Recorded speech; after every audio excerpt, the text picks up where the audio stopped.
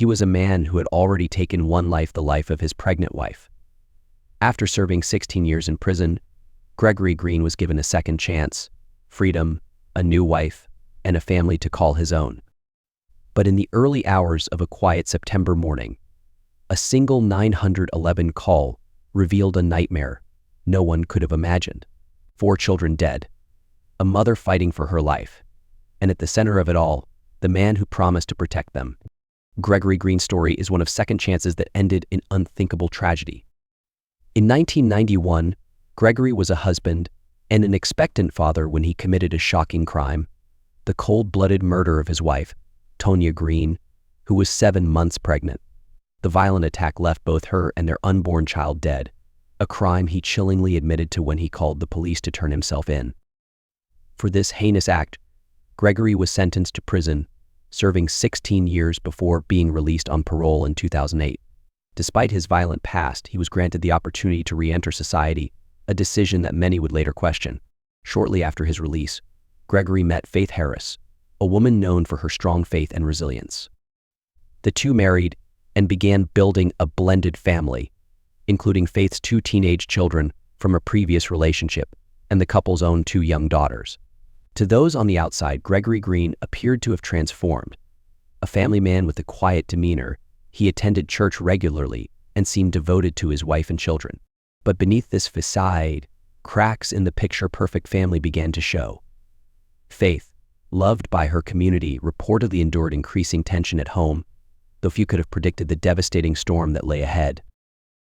In the early morning hours of September 21st, 2016, police responded to a 911 call placed by Gregory Green himself. What they found inside the Green family home defied comprehension: the lifeless bodies of his 4 children and a wife who had been shot and left to die.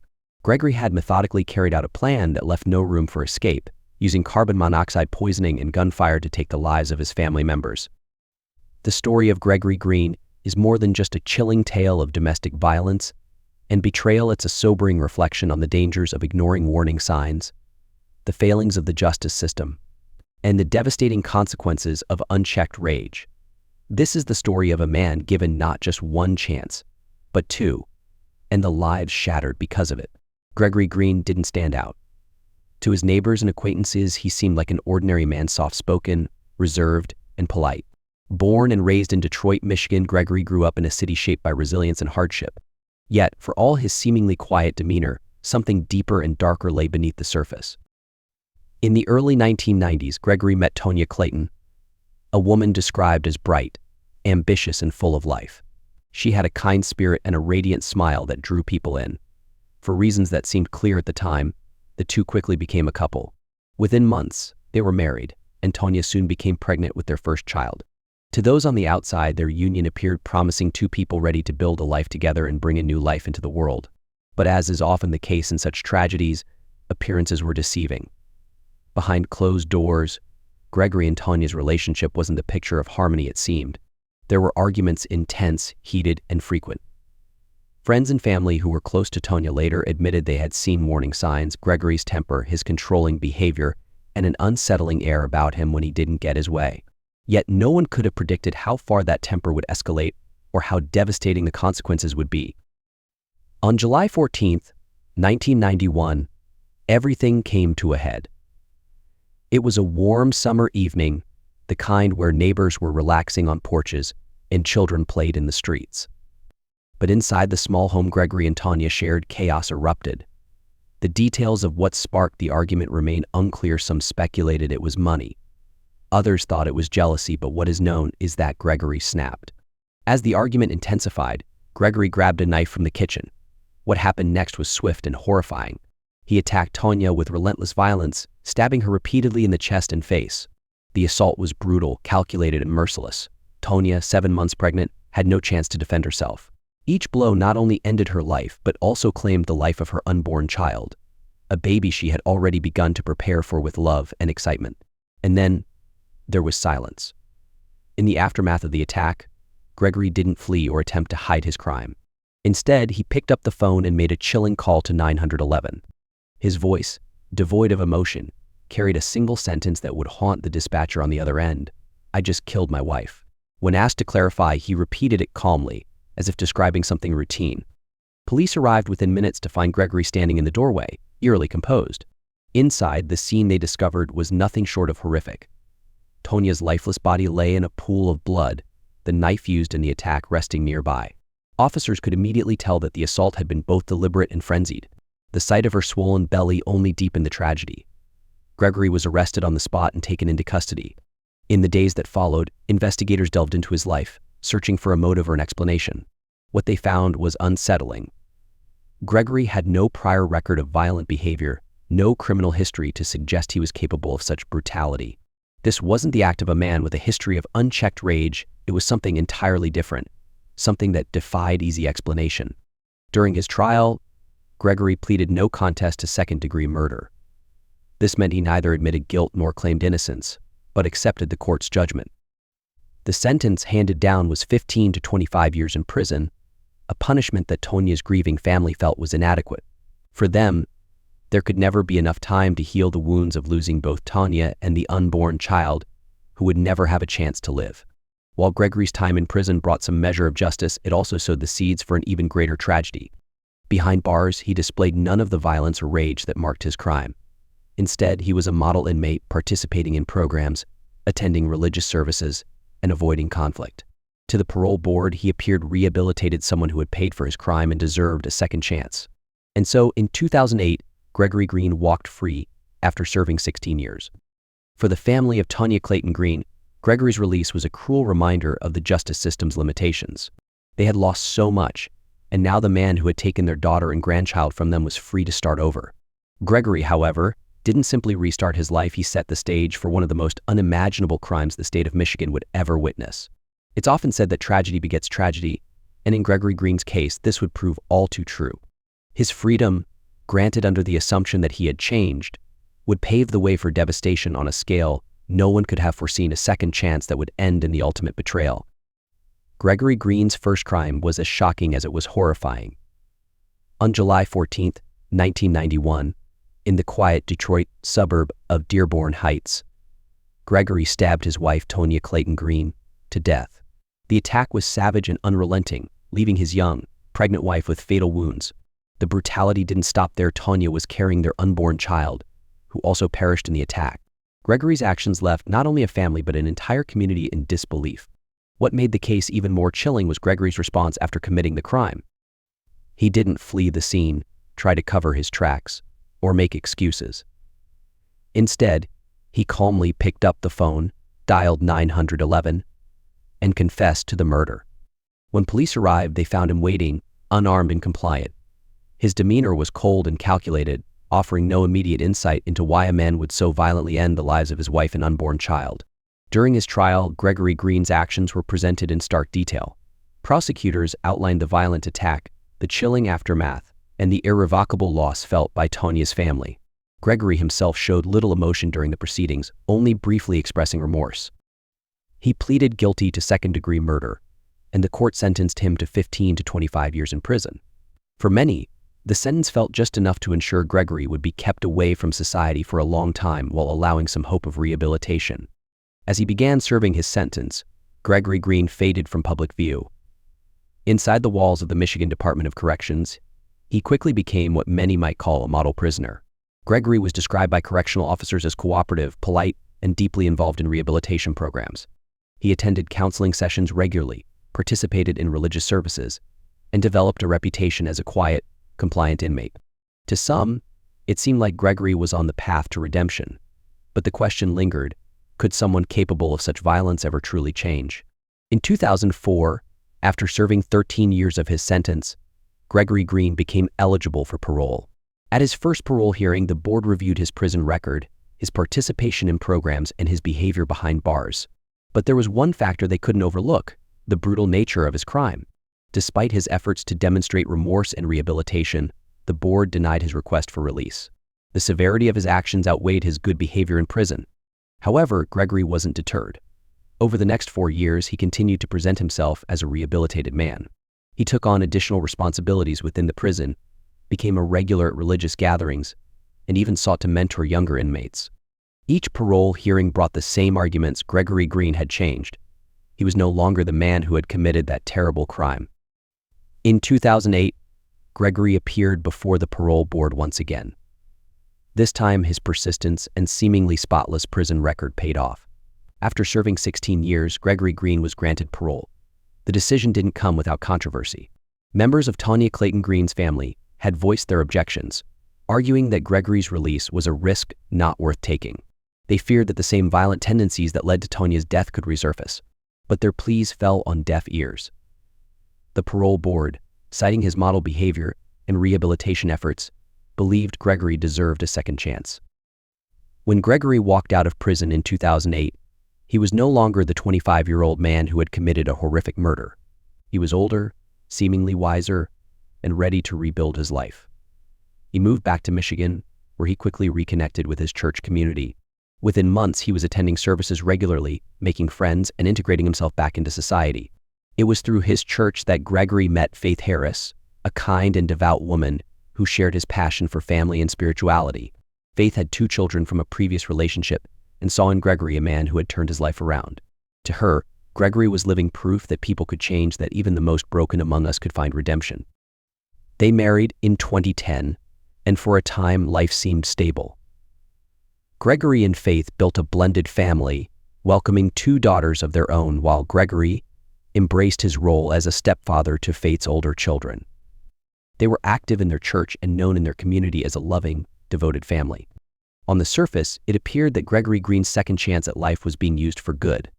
But as the years went by, subtle cracks began to form. Friends and family began to notice tensions in the marriage. Faith occasionally confided in close friends about Gregory's temper and controlling behavior, but there were no public signs of violence. To most, Gregory remained the picture of a redeemed man, a husband and father who had turned his life around after a dark past. What no one realized was that the darkness had never left him. Behind the smiles, the church appearances, and the facade of a loving family man, Gregory Green was still battling the demons that led to his first crime.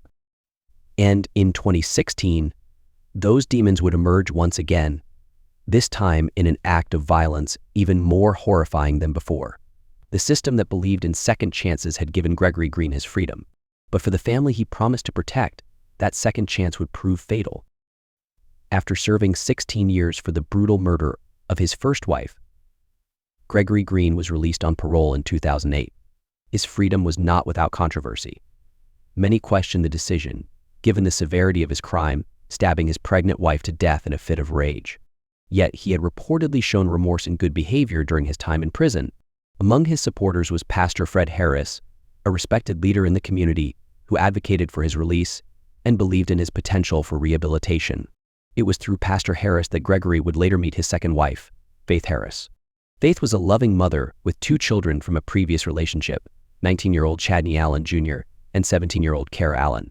She was known for her caring nature and dedication to her children, traits that Gregory initially seemed to appreciate. They married in December 2010, with Faith's father officiating the ceremony, a union that appeared to be a second chance, not only for Gregory, but for the entire family. Together, Gregory and Faith built a blended household, welcoming 2 daughters of their own, Coy and Collie Green. On the surface, life seemed idyllic. Family photos showed smiling faces, a picturesque family united by love. They lived in a modest home in Dearborn Heights, Michigan, where neighbors described them as quiet and unassuming. Gregory appeared to be a devoted husband and father, attending church and maintaining the image of a man who had turned his life around. But behind closed doors, cracks began to show. Gregory's controlling tendencies began to emerge, slowly eroding the harmony of the household. Faith's friends would later describe how she confided in them about Gregory's temper and his increasingly oppressive behavior. While he wasn't openly violent at first, his authoritarian nature created a tense environment. Faith, determined to protect her children, grew wary but hoped the situation would improve. In August 2016, Faith reached her breaking point. She filed for divorce, citing a complete breakdown in the marriage. The decision wasn't easy. She still wanted to believe that Gregory, the man her father had vouched for, could change. But her focus was clear. She needed to prioritize the safety and well-being of her children. During this time, Faith reportedly began to distance herself emotionally, seeking solace from friends and family. Despite the ongoing divorce proceedings, Gregory remained in the family home. This arrangement, though temporary, created a volatile atmosphere. Friends later recounted how Faith had expressed concerns about Gregory's unpredictable behavior, yet she never anticipated just how far he was willing to go. On the night of September 21st, 2016, Gregory Green enacted a plan that would devastate not just his family but an entire community. In the early hours of the morning, he moved his two daughters, Coy and Calais, into the family car. He started the engine and directed carbon monoxide into the cabin, suffocating the young girls to death. Gregory then carried their lifeless bodies back into the house and placed them in their beds. But his terror didn't end there. He turned his attention to Faith's teenage children, Chadney and Kara. Waking them from their sleep, he forced them into the living room, where he bound their hands and made Faith watch as he shot each of them in the head, execution style. His calculated cruelty was aimed at inflicting maximum pain, ensuring Faith would carry the emotional scars of that night forever. Finally, Gregory attacked Faith herself, slashing her face with a knife and shooting her in the foot. Somehow, Faith survived, though she was gravely injured and emotionally shattered. After his rampage, Gregory called 911, calmly informing the dispatcher of what he had done. When police arrived, he surrendered without resistance, leading them into a house of unspeakable horror. The aftermath of the massacre sent shockwaves through the community. Faith Harris Green, now a survivor of unimaginable trauma, publicly condemned Gregory during his sentencing, calling him a devil in disguise. Her words echoed the collective grief and outrage of a society grappling with the failures of a system that had allowed a known killer to re-enter society unchecked. The story of Gregory Green is not just one of familial devastation, it is a cautionary tale about the limits of forgiveness and the dire consequences of overlooking red flags. It serves as a chilling reminder that sometimes the darkest evil can reside within the walls of a home meant to be a sanctuary. It was the early hours of September 21st, 2016, when a chilling 911 call came through in Dearborn Heights, Michigan. Gregory Green, a husband and father, spoke with a tone so calm it could send shivers down your spine. "I just killed my family," he said plainly. For the dispatcher, it must have sounded like a nightmare. For Gregory Green, it was the culmination of a calculated, horrifying plan. When police arrived at the Green residence, they were greeted by Gregory himself. He stood waiting on the front porch, hands raised, showing no signs of resistance. The officers could never have anticipated the scene awaiting them inside a tableau of pure horror, meticulously carried out by a man who had once been given a second chance at life. In the basement, the first thing officers saw was Faith Green, Gregory's wife. She was bound with duct tape and zip ties, her face slashed with a box cutter, her foot riddled with a gunshot wound. She was alive but gravely injured, and the trauma she endured went far beyond the physical. Lying just feet away were the lifeless bodies of her two teenage children from a previous marriage, 19-year-old Chadney Allen and 17-year-old Kara Allen. The details of their final moments were chilling. Gregory had forced the teens to kneel before him, their mother helplessly restrained nearby, unable to intervene. One by one, he executed them with a gunshot to the head. The calculated cruelty of this act painted a devastating picture. Gregory Green wanted Faith to witness the destruction of her family piece by piece, knowing she could do nothing to stop it. Upstairs, officers found the Green daughters, 5-year-old Coy and 4-year-old Callie lying motionless in their beds. Their small frames appeared as though they were simply sleeping. But the truth was far more haunting. Gregory had poisoned his own children using carbon monoxide gas from a car's exhaust system. He had placed them in the vehicle, letting the deadly fumes fill the interior until they succumbed. Afterward, he carried their lifeless bodies back into the house and tucked them into their beds, as if trying to maintain some twisted illusion of peace. As investigators pieced together the timeline, the extent of Gregory's premeditation became clear. This was no crime of passion. It was a deliberate act, carried out step by step. Before the killings, Gregory reportedly disconnected the home's security cameras, ensuring no visual evidence would exist of his heinous actions. And in the days leading up to the massacre, he had left subtle, unsettling clues that something was deeply wrong, clues that no one could fully understand until it was too late. Perhaps the most haunting detail of all was Gregory's demeanor. When officers led him away in handcuffs, he displayed no signs of remorse. In fact, during the investigation, he admitted to planning the murders for weeks. This wasn't a moment of uncontrollable rage, it was cold, calculated, and deliberate. The tragedy raised many questions. How could a man who had brutally killed his pregnant wife in 1991 be released back into society after just 16 years in prison? How could the justice system fail so catastrophically that it gave him the chance to destroy another family?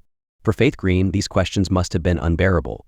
She survived, but at an unimaginable cost. Her 4 children were gone, and the man she once trusted to protect them was the one who took their lives. At the heart of this case lies an unsettling truth about Gregory Green.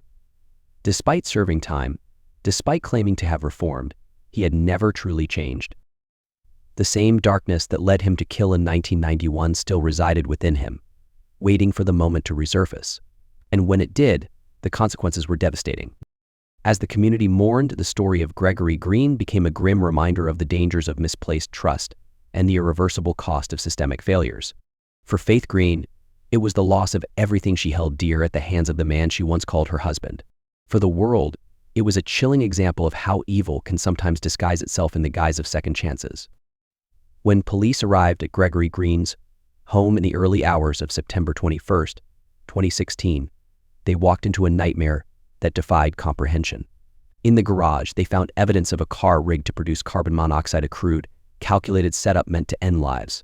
Inside the home, the lifeless bodies of his daughters, 4-year-old Koi and 5-year-old Kalei, lay cold. Nearby were the bodies of his teenage stepchildren, 19-year-old Chadney Allen and 17-year-old Cara Allen, each executed with gunshots to the head. Faith Harris Green, Gregory's wife and the mother of the children, lay wounded, shot in the foot and face, but clinging to life. As chilling as the scene was, it was Gregory Green's demeanor that shocked the responding officers. He calmly opened the door, admitted to the killings, and waited to be taken into custody, offering no resistance. His confession was as emotionless as his actions, and within hours the man who had been given a second chance at life now faced charges that would ensure he would never see freedom again. The Wayne County Prosecutor's Office moved quickly, charging Gregory Green with 4 counts of first-degree murder for the deaths of Koi, Kalei, Cheney, and Cara, 1 count of assault with intent to murder for the brutal attack on Faith Harris Green, 1 count of torture, reflecting the prolonged and intentional emotional torment inflicted on Faith as she was forced to witness the murders of her children. Prosecutors argued that Green's actions were not impulsive but meticulously planned. He had prepared the means to kill, deliberately rigging his vehicle to emit lethal carbon monoxide and forcing his 2 young daughters into the car. Once they had succumbed to the fumes, he carried their lifeless bodies back into the house to display to Faith before killing her teenage children. These were acts of calculated cruelty designed not only to end lives but to inflict maximum suffering. During the legal proceedings, the courtroom fell silent as Faith Harris Green delivered a victim impact statement that left no heart untouched. Speaking directly to Gregory, she addressed his betrayal, his coldness, and the depth of pain he caused. "You are a con artist. You are a monster. You are a devil in disguise. You are a murderer. You are a liar. And because of you, all of our lives will never be the same." Faith recounted the horrors of that night, how Gregory forced her to witness the deaths of her children, powerless to stop him. Her voice wavered but did not break as she described the profound loss of not just her children, but the life and love she had once believed in. "You planned it. You were intentional. And you killed them all in their sleep. They didn't even have a chance." The emotional weight of her words rippled through the courtroom, leaving even the most hardened observers visibly shaken. In a rare legal move, Gregory Green waived his right to a trial and pleaded guilty to all charges. While this spared the family and the community the emotional toll of reliving the events in a prolonged trial, his guilty plea felt hollow and self-serving. Prosecutors believed it was less about remorse and more about avoiding the death penalty or a lengthy legal battle he knew he would lose. During his brief statement to the court, Green expressed a muted and largely insincere apology. "I am sorry. I truly am. Words cannot express how much I regret what I have done." There was no emotion behind his words, no visible remorse. To Faith Harris Green and others in the courtroom, it felt like yet another betrayal, a shallow attempt to appear contrite while dodging full accountability. On March 1, 2017, Gregory Green was sentenced to 47 to 102 years in prison, a term that would ensure he would never again harm another soul. As Judge Dana Hathaway delivered the sentence, her words reflected the profound gravity of Green's crimes. "You are a despicable human being. Your actions have devastated an entire family and community. You will never again know the taste of freedom," and rightly so. The sentence brought a measure of closure but could not erase the devastation. For Faith, the wounds, both physical and emotional, would never truly heal. She would carry the pain of that night for the rest of her life, along with the unimaginable weight of losing all 4 of her children. The case sparked widespread outrage and soul-searching within the justice system.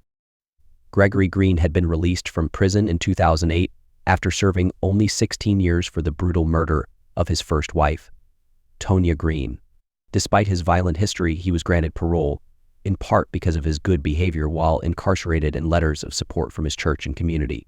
The parole board's decision to release him was now under intense scrutiny. How had a man capable of such unspeakable violence been deemed rehabilitated? Advocates for domestic violence victims seized upon the case as a rallying cry for change, calling for stricter parole criteria for violent offenders and better protections for survivors. Faith Harris Green's story became a symbol of resilience and a stark reminder of the system's failures.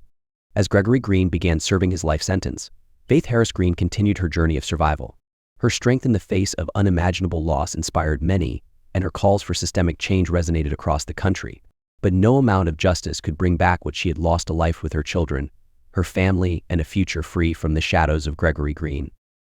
The sentencing may have closed a chapter in the legal proceedings, but the story remains a haunting testament to the devastating consequences of a system that allowed history to repeat itself.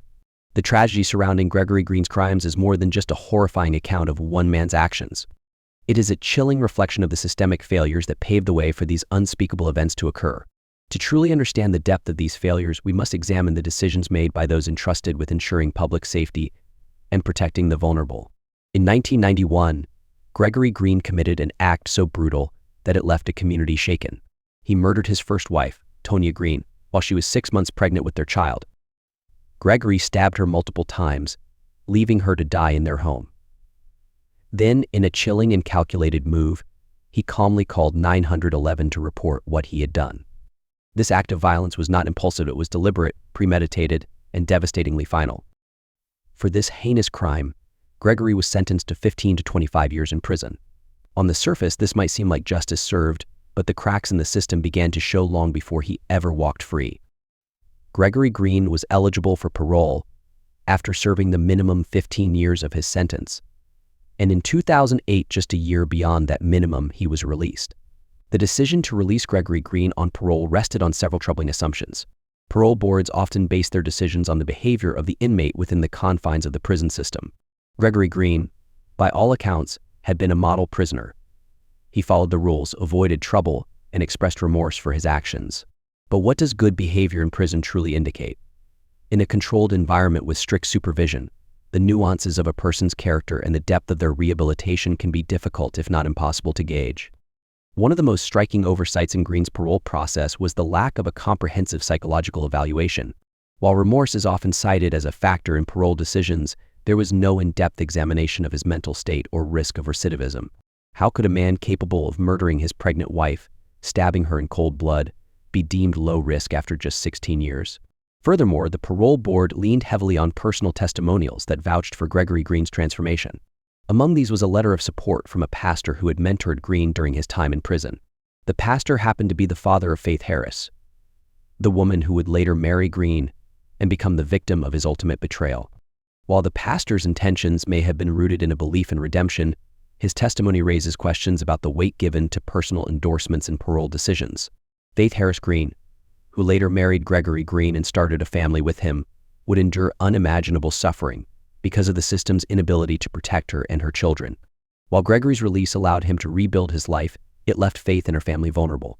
There were warning signs in their marriage, red flags that pointed to potential danger.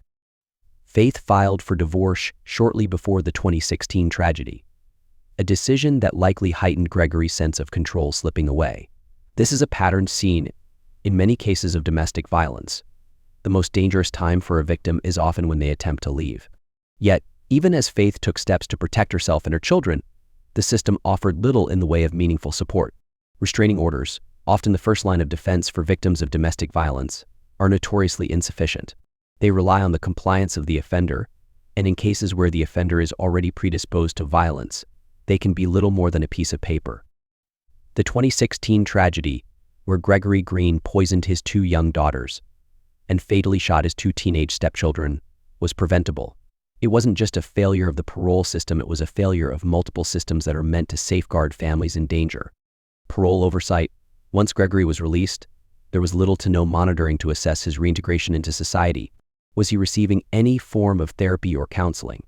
Was there any follow-up to ensure he was maintaining a stable and non-violent lifestyle? The answers to these questions highlight a glaring lack of accountability. Domestic violence support. Faith's attempts to escape her abusive marriage were hindered by a system that often leaves victims to navigate their situations alone. Shelters and legal protections for victims are chronically underfunded, and societal stigma still prevents many from seeking help. The tragedy of Gregory Green forces us to confront uncomfortable truths about forgiveness and justice. Can society ever truly balance the need for second chances with the responsibility to protect the innocent? Green's case is a sobering example of what happens when that balance tips too far in favor of leniency. For the families of the victims, the justice system's failure is a wound that will never fully heal. Faith Harris Green, now living with the unimaginable grief of losing all 4 of her children, spoke powerfully at Gregory's sentencing. She called him a monster and described the pain he caused as something that no parent should ever endure. Her words are a stark reminder that behind every systemic failure are real lives, real losses, and real suffering.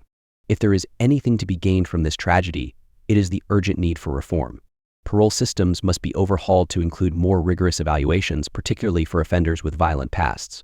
Domestic violence prevention programs must receive the funding and attention they deserve, and society must work to dismantle the barriers that keep victims from seeking help. The story of Gregory Green is not just his story, it is a story about a system that failed to protect, about a society that often looks away until it is too late, and about the cost of complacency. Let this serve as a reminder: second chances should never come at the expense of innocent lives. Gregory Green's case is not just a tale of unthinkable violence, but a sobering reminder of the cracks in the systems meant to protect us. 2 families destroyed by a man who was given not just 1, but 2 chances to rebuild his life. Could this tragedy have been prevented? Could more lives have been saved if the signs were taken seriously?